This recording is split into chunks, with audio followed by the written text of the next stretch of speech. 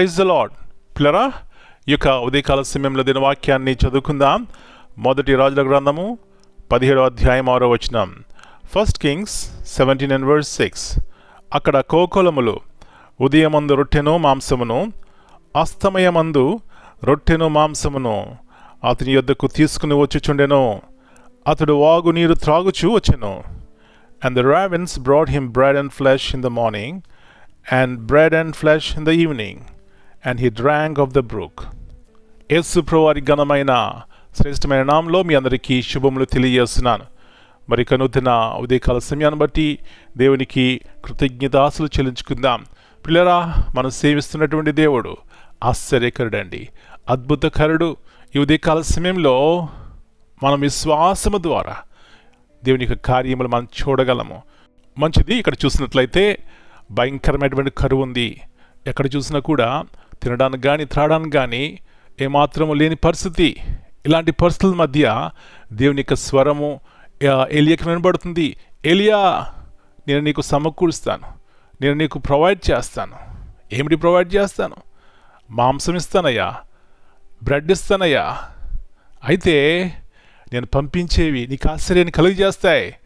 అవి కాకులు పట్టుకొస్తాయి నీకు. మరి ఏలియాకి దేవుని మాట విన్నప్పుడు అనుమానం రావచ్చు. ఏంటి కాకులు ఏమిటి, బ్రెడ్ లేకపోతే ఆ మాంసం పట్టురావడం ఏంటి? పిల్లరా, ఏలియాకు ఉన్నటువంటి విశ్వాసము, నా దేవుడు ఎలాంటి పరిస్థితులు అయినప్పటికీ కూడా నాకు సమకూర్చగలడు, ప్రొవైడ్ చేయగలడు, నా ఆకలి తీర్చగలడు, నా యొక్క ఆశ తీర్చగలడు. అబ్బా, ఎంత చక్కని విశ్వాసం అండి. కాకులు సాధారణంగా మాంసం పట్టురావడం అనేది అసాధ్యమును సాధ్యపరిచే దేవుడు మన దేవుడు. నమ్మి విశ్వసించినట్లయితే ఆ భయంకరమైనటువంటి కరువులో ఏలియాని ఎలాగా దేవుడు పోషించినాడో నిన్ను నన్ను కూడా దేవుడు పోషిస్తాడు, మన జీవితాలని బలపరుస్తాడు. అయితే విశ్వాసం కలిగి ఆయన వైపు చూద్దాం. అలాంటి కృప మనందరికీ దేవుడు దయచేయనుగాక. ప్రార్థన చేసుకుందాం.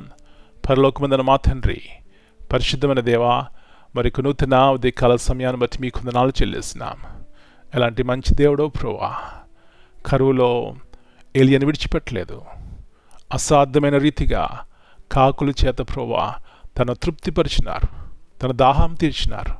ఈ ఉదయకాల సమయంలో ఎన్నోసార్లు అవిశ్వాసము ద్వారా దేవుడు చేసేటువంటి గొప్ప కార్యం చూడలేకపోతున్నాం.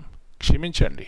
వాక్యం ఎంత వింటున్నా, ఎంత ప్రార్థన చేస్తున్నా కొన్నిసార్లు దేవుడు చేయగలడా అని అవిశ్వాసంతో ప్రభువా కృంగిన సమయాలు, దుఃఖముతో, నిరాశ నిస్పృహలతో ఉంటూ ఉంటాం. ప్రభువా క్షమించండి. అయితే విశ్వాసం కలిగి మీ వైపు చూసి కాకులకి ఎలాగా నా దేవుడు ప్రొవైడ్ చేస్తున్నాడో నాకు కూడా ప్రొవైడ్ చేస్తాడు. ఆత్మీయంగా శారీరకంగా నన్ను బలపరుస్తారు.